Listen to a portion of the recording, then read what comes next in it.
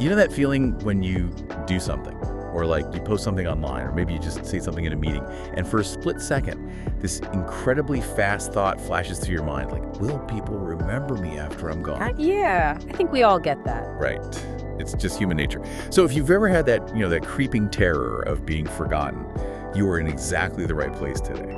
Because our mission for this deep dive is to explore a profoundly moving philosophical essay that basically dissects this universal human obsession with leaving a legacy. It really is a fascinating essay. It is. We are looking at the quiet panic of impermanence and how Stoic and existentialist thinkers actually offer us a surprisingly liberating alternative to living our lives for an audience. It is just a phenomenal text to dig into today because, let's be honest, on the surface, spending time talking about being forgotten well, it sounds like a deeply pessimistic, incredibly depressing look at our own mortality. Yeah, it sounds like a real downer at first glance. Exactly. But the author argues that it is actually the exact opposite. When you really break down the mechanics of memory and legacy, it becomes this psychological toolkit for finding genuine, unshakable meaning. Right, so it's not about dwelling on the Grim Reaper, it's about figuring out how to actually live. Yeah. And I think let's start right at the beginning with that very human desire to leave a trace. Absolutely. Because it feels entirely natural to want to prove that you existed. Not just that you took up space and breathed oxygen, but that you existed in a way that mattered. Which makes perfect sense. But then the source material hits us with this incredibly cold, sober question right out of the gate. It points out that the people you are relying on to remember you well, they are eventually going to die too. Yeah, that is a tough pill to swallow. It's just the basic mechanics of time, right? Time does not hold on to anyone. No, it doesn't. And the author uses a remarkably effective thought experiment to illustrate this, and it really forces you to confront the reality of impermanence. Like, think about your own family tree for a second. You almost certainly remember your grandfather. You probably have clear memories of him, you know his quirks. Oh, definitely. Right. You might even have stories handed down about your great-grandfather. But what about your great-grandfather's father? Oh, man. Do you know his name? Do you know what his laugh sounded like? Or, what his biggest regret was? I have absolutely no idea. Nothing. He's a total blank to me. And that is the case for almost everyone. Yet, that specific person lived a full, rich life. They loved, they hurt, they had days where they woke up feeling like their life was of the utmost importance. Yeah, of course they did. They likely had moments where they desperately wanted to be remembered, where they worried about their standing in the community, and now they have completely, utterly faded from your memory. Just gone. Completely gone. Not because their life lacked value or meaning, but simply because human memory has a strict capacity limit. The biological hard drive of history just runs out of space. Okay, let's unpack this. Because what you're saying is that trying to control how people remember you, trying to establish this permanent legacy, is essentially like trying to paint a highly detailed portrait on the surface of a moving river. Oh, I love that analogy. The medium itself makes permanence literally impossible. The water just washes the paint away, no matter how hard you press the brush.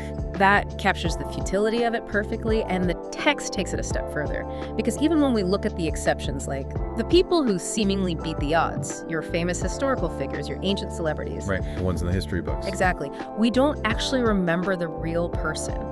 We remember a highly curated image. We remember a storyline, a public role, a specific achievement, or maybe a tragic flaw. We don't remember the actual human. No, we absolutely do not remember who they were on a random, quiet Tuesday morning when nobody was watching.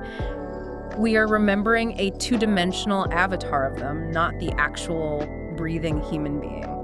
It brings to mind Marcus Aurelius writing in his tent on the frontier. He constantly reminded himself that fame is ultimately empty. Yes. He was literally the most powerful man on earth at the time. Yeah. But his logic was bulletproof. Like, why care about fame? Because it relies on the memories of impermanent people. Mm-hmm. The people singing your praises today might forget you tomorrow.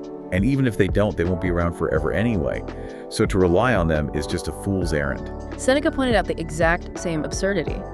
Humanity constantly chases fame, pouring immense energy into it, completely forgetting that fame physically resides inside the heads of other people. Right. It consists of neurons firing in someone else's skull.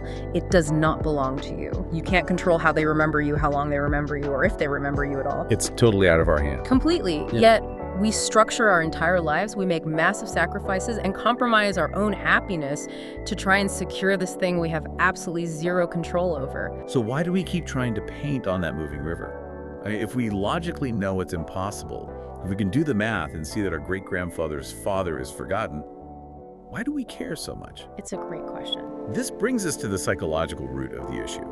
The text argues it's not actually about fame at all. It's about weight.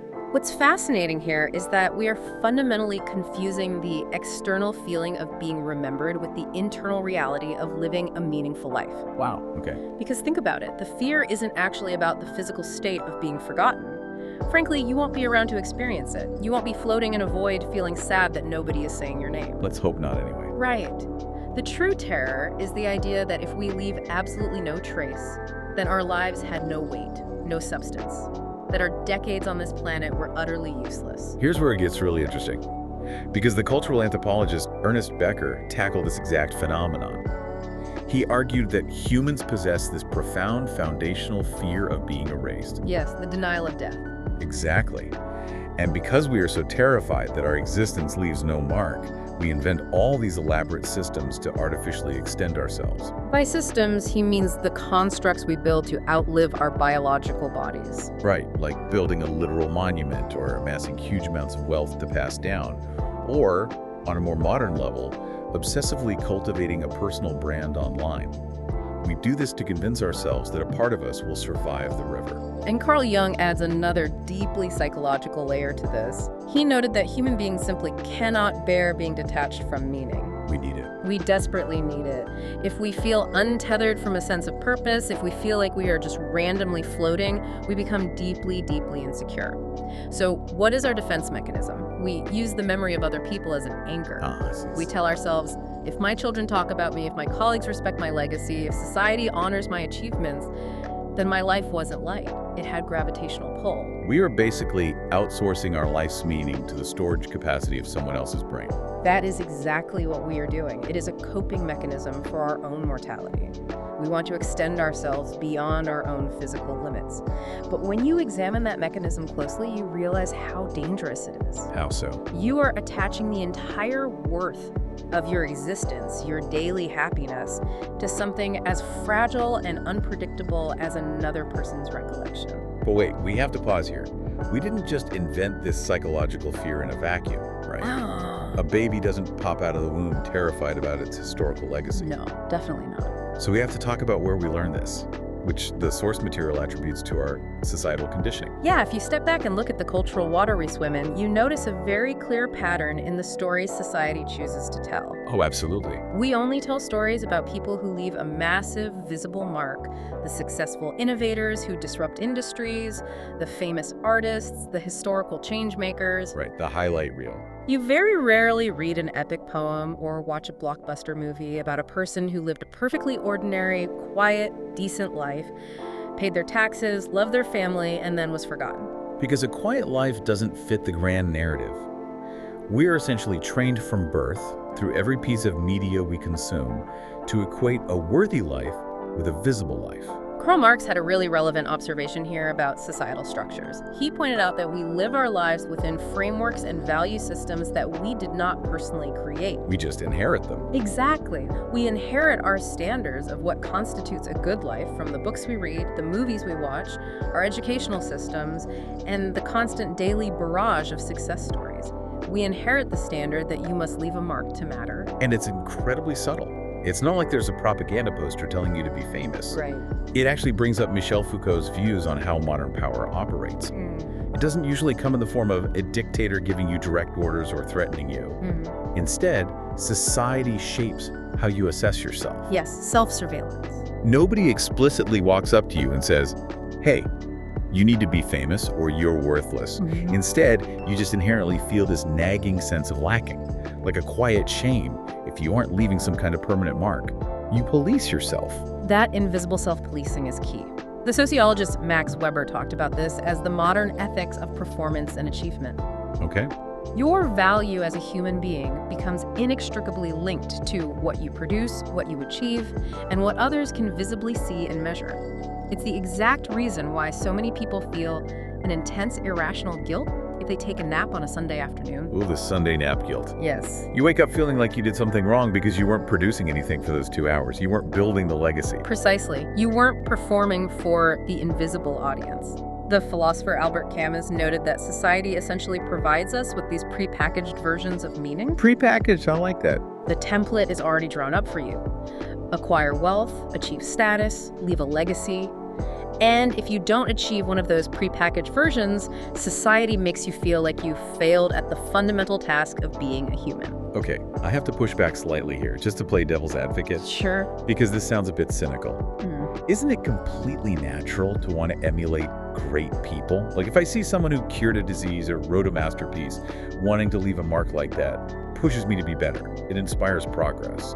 That can't be a bad thing, right? No, it's not a bad thing at all. It's absolutely natural to be inspired by excellence. The issue the source material is highlighting isn't the desire to do good, meaningful work. Okay, so where does it go wrong? The problem arises, and it becomes deeply psychologically damaging when we let those societal highlight reels make us feel like an undocumented life is a wasted life. When the default human state, which is to live an ordinary life, do your best, and eventually be forgotten, starts to feel like a personal, shameful failure. Ah, I see the distinction. It's the difference between doing great work because the work itself matters versus doing the work just so you aren't invisible. Exactly. And modern technology ruthlessly amplifies this anxiety. You aren't just comparing yourself to a few historical greats anymore. You're seeing thousands of curated, visible, heavily filtered lives every single time you look at your phone. It's overwhelming. It creates an environment where being forgotten feels like an act of tragedy, a personal defeat, rather than the completely normal, natural cycle of existence. That makes total sense.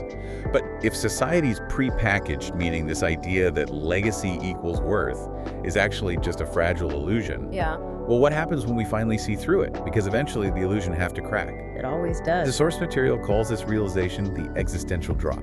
The existential drop is that terrifying, silent, solitary moment when all the societal noise fades away. It's that moment, maybe at 3 a.m. when you're staring at the ceiling, where you suddenly realize that no amount of applause, no award, no fancy job title is actually going to protect you from eventually fading away. Yeah, that's heavy. You realize with total clarity that you cannot hide behind your resume. The moving river is going to wash your portrait away regardless of how many followers you had. It's that Marcus Aurelius truth creeping in again. The cold, hard reality that the people who praise you and you yourself will all die. Everything is temporary. And that is a heavy, heavy realization to sit with. It is, and the existentialist philosopher Jean-Paul Sartre explored the mechanics of this discomfort. He said that humans desperately crave recognition, but the tragic irony is that recognition does not belong to us. Because it's in other people's heads. Right. We cannot keep it in our pocket. We cannot take it with us. We are chasing a ghost. Which brings us to Camus' concept of the absurd. And we should clarify what he means by that, because the absurd isn't just things being silly or weird. Right. It's a specific philosophical term. It's basically this tragic math equation. On one side of the equation, you have the human heart, with its desperate, burning desire for permanence and lasting meaning. And on the other side of the equation, you have a cold, indifferent universe that absolutely guarantees impermanence. A total mismatch. Exactly. We demand a lasting trace, but the universe dictates that every trace is eventually washed away. That mismatch, that irreconcilable gap between what we want and what reality allows, that is the absurd. That is a brilliant way to explain it. And this raises an important question. How do people react when they finally understand that equation? When they hit this void? Probably not well. The novelist Fyodor Dostoevsky observed that most people completely panic in this silence. When they realize their legacy won't save them, they immediately try to cling to any system, any rigid belief, or any new metric of success. Why panic, though? Why not just accept it? Because absolute existential freedom is terrifying. If society isn't handing you a rubric for success anymore, if you realize the invisible audience doesn't matter, then you are 100% responsible for your own happiness and your own meaning. Oh, wow. There's no one left to blame if your life feels empty. That realization is an incredibly heavy burden. It's paralyzing. Friedrich Nietzsche talked about this paralysis too. He described the profound terror that washes over a person when their old values, like the desperate pursuit of fame or legacy, vanish, but they haven't yet formed new values to replace them. Yeah. You're just floating in the middle of the ocean, realizing the old map was fake, but having absolutely no idea what the new map looks like. If we connect this to the bigger picture, hitting this existential void, feeling that panic is not a failure. It feels like a mental breakdown. But the text argues it is actually a necessary shedding of an illusion. It's a growing pain. Exactly. You are finally stripping away the false belief that other people's memories are what give your life value. You have to pass through this uncomfortable, terrifying void to reach anything genuine on the other side. So we've stripped away the illusion. We've dropped the old map.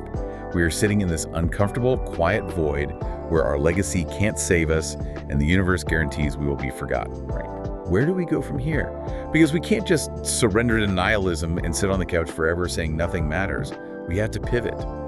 And the source points us toward a Stoic solution, living without an audience. Right. Just because you will eventually be forgotten does not mean your life in this present moment doesn't matter. Chemists argued that you don't surrender to the meaninglessness of the universe. You rebel against it. Yes. You must actively choose to live fully, vividly, and rebelliously, while knowing full well there are no guarantees of permanence. You paint on the river anyway. Even though the water is moving. Even though the water is moving. Sartre added that you can't escape this responsibility. Even choosing not to care, choosing to be a nihilist, is still a choice that defines your life. And this is where the Stoic rule from Epictetus becomes an absolute lifesaver. He said the foundational rule of life is knowing how to separate what is yours from what isn't yours. The dichotomy of control. Right.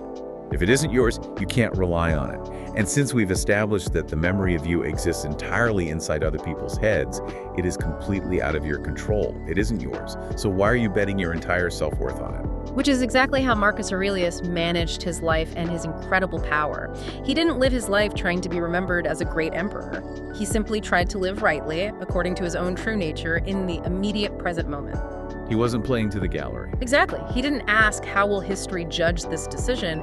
He asked himself, right now, in this exact second, am I doing what is necessary? Am I living truthfully? He shifted his focus entirely from the uncontrollable future memory to the controllable present action. Seneca had a brilliant, extremely practical metric for this. He said a life isn't judged by what others say about you after you're gone, or even what they say about you while you're here. Oh, I love this part. A life is judged by how you live when absolutely no one is looking and no one is talking about you. That is the ultimate, uncompromising test of authenticity. Are you kind when there is no reward for it? Are you diligent when there is no applause? It changes everything. Nietzsche defined true strength in a very similar way. He said the truly strong person doesn't need to be remembered in order to feel alive. They do not depend on the validating gaze of others to know their own worth. They generate their own value internally. So what does this all mean? Like for us today, let's look at it practically. The text contrasts two very different ways to approach our time on Earth. Let's hear it. On one hand, you have a big life.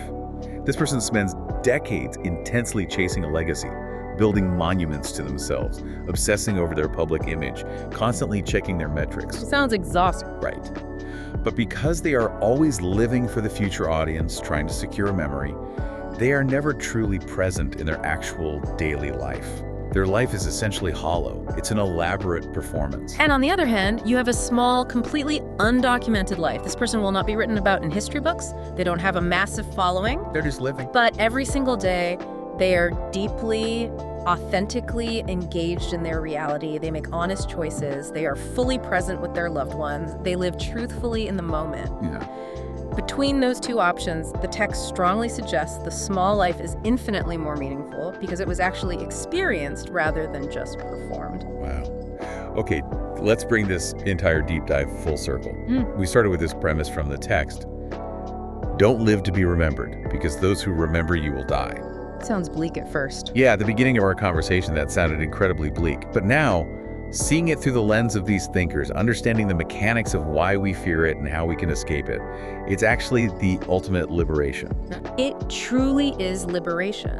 It frees you from the exhausting, endless, anxiety-inducing performance of living for a phantom audience. You no longer have to wait for external validation to feel like your life has weight. You can just be. As Dostoevsky showed us, we only collapse into despair when we falsely equate being forgotten with being meaningless. They are fundamentally not the same thing. You can be entirely forgotten by history and still have lived a profoundly beautiful, deeply meaningful, and intensely real life. Which takes us right back to that opening metaphor. If trying to build a legacy is like painting a portrait on a moving river, the Stoic and existentialist advice isn't to just throw your paints away in despair and give up. Right. That's not the point. The advice is to stop worrying about whether the painting will last forever. Stop worrying about who was going to view it in 100 years. And instead, just experience the sheer unfiltered joy and reality of putting the brush to the water in this exact fleeting moment. Precisely. You take full, uncompromising responsibility for your own genuine experience, rather than outsourcing your worth to the unpredictable, impermanent memory of the crowd. So we want to leave you with one final thought to mull over as you go about your day. Think about how much effort we all put into shaping our image, our digital footprint, our professional reputation. It's a lot of energy. What if the immense energy we spend meticulously curating our legacy for an imagined tomorrow is the exact mechanism that robs us of experiencing the only thing we actually possess today? It is a profound question, and definitely one worth sitting with. Thank you for joining us on this deep dive. We will catch you next time.